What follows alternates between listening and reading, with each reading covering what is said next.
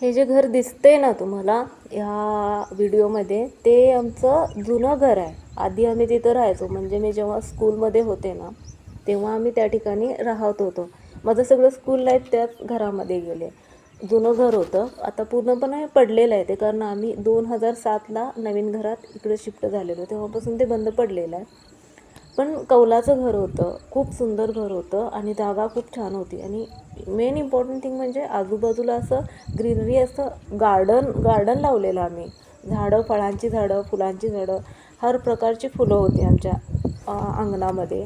मी तर पूर्ण दिवस गार्डनमध्येच बसायची सुट्टी असली की. अभ्यासही तिथंच.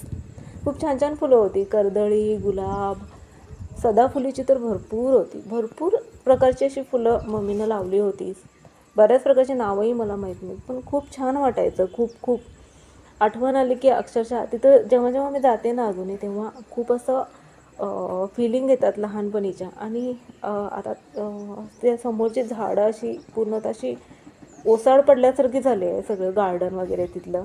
एका झाडावर वीज पडून ते झाडसुद्धा खराब झालेलं आहे. ते बघून फार वाईट वाटतं. पण कारण लहान असताना आमचं लहानपण तिथं गेलेलं आहे ना, त्यामुळं असतात अशा काहीतरी आठवणी.